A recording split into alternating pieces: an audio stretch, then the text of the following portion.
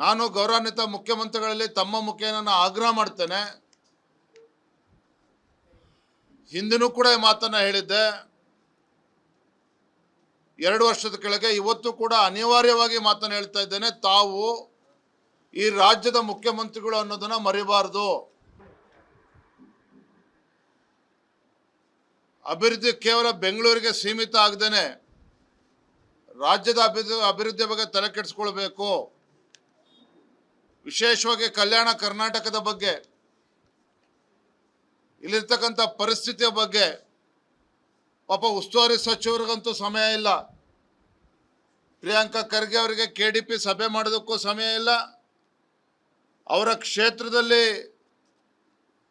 Food poison ಇಂದ ಆಗಿ 60-70 ವಿದ್ಯಾರ್ಥಿಗಳು ಇವತ್ತು ಆಸ್ಪತ್ರೆ ದಾಖಲಾಗಿ ಮೊರಾರ್ಜಿ ಶಾಲೆನೇ ಇವತ್ತು ತಾತ್ಕಾಲಿಕವಾಗಿ ಬಂದ್ ಮಾಡಿದ್ದಾರೆ. ಆದರೂ ಕೂಡ ಪಾಪ ಅವ್ರಿಗೆ ಸಮಯ ಇಲ್ಲ. ಪ್ರಿಯಾಂಕಾ ಖರ್ಗೆ ಅವರು ಬ್ಯುಸಿ ಇದ್ದಾರೆ. ರಾಷ್ಟ್ರ ಮಟ್ಟದ ಅಂತಾರಾಷ್ಟ್ರೀಯ ಮಟ್ಟದ ವಿಚಾರಗಳ ಬಗ್ಗೆ ಅವರು ತಲೆ ಕೆಡಿಸ್ಕೊಂಡಿದ್ದಾರೆ.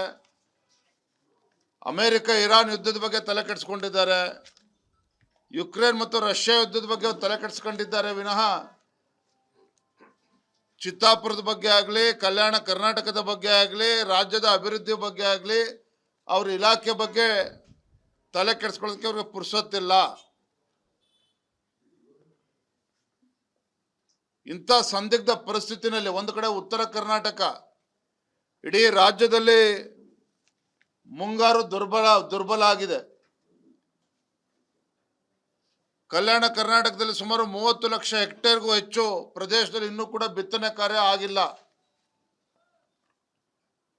ತೊಗರಿ ಇರ್ಬೋದು, ಉದ್ದು ಇರ್ಬೋದು, ಸೋಯಾಬೀನ್ ಇರ್ಬೋದು, ಸೂರ್ಯಕಾಂತಿ ಇರ್ಬೋದು, ಕೇವಲ 15% 20% ಅಷ್ಟು ಮಾತ್ರ ಬಿತ್ತನೆ ಆಗಿರುವಂಥದ್ದು. ನೋಡಿ, ದುರಾದೃಷ್ಟ ಅಂತ ಹೇಳಿದ್ರೆ ಕೃಷಿ ಸಚಿವರು ಕೂಡ ಇವತ್ತಿಲ್ಲ. ಮುಖ್ಯಮಂತ್ರಿಗಳು ಪ್ರಮಾಣ ಸ್ವೀಕಾರ ಮಾಡಿ ಇಷ್ಟು ತಿಂಗಳುಗಳಾದರೂ ಸಹ ಇವತ್ತಿಗೂ ಕೂಡ ಫುಲ್ ಫ್ಲೆಡ್ಜ್ ಕ್ಯಾಬಿನೆಟ್ ಎಕ್ಸ್ಪಾನ್ಷನ್ ಕೂಡ ಆಗದೇನೆ, ಕೃಷಿ ಸಚಿವರು ಕೂಡ ಇಲ್ದೇನೆ, ಮೊನ್ನೆ ದಿನ ಬಹಳ ದೊಡ್ಡ ಮನಸ್ಸು ಮಾಡಿ ಮುಖ್ಯಮಂತ್ರಿಗಳು ಬೀದರ್ಗೆ ಬಂದರು. ಬಸವ ಕಲ್ಯಾಣಕ್ಕೆ ಬಂದು ಫೋಟೋ ಸೆಷನ್ ಅನ್ನು ಮುಗಿಸ್ಕೊಂಡು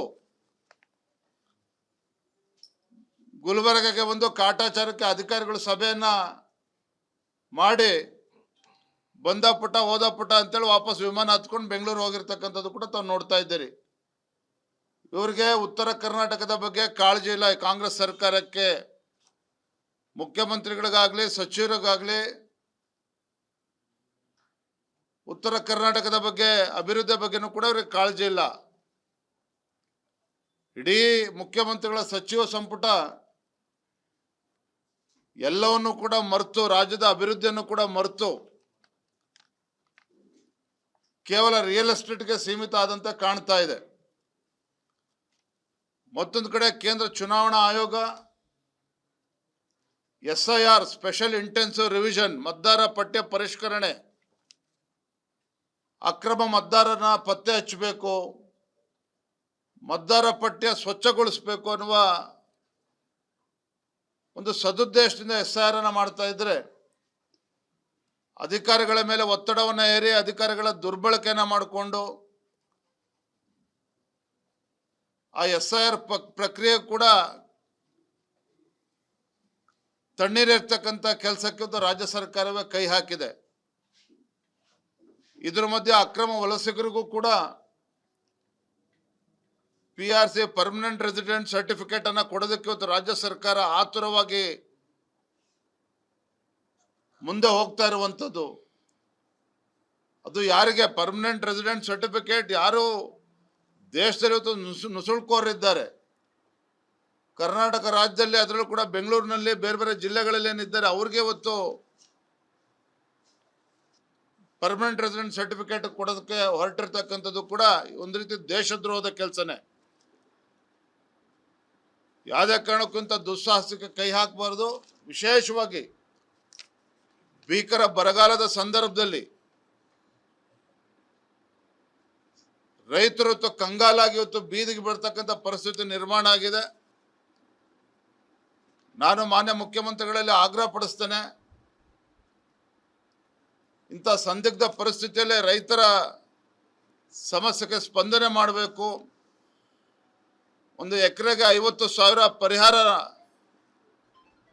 ತತ್ಕ್ಷಣ ಘೋಷಣೆ ಮಾಡಬೇಕು ಅನ್ನೋ ಆಗ್ರಹವನ್ನು ಕೂಡ ನಾನು ಮಾಡ್ತಾ ಇದ್ದೇನೆ.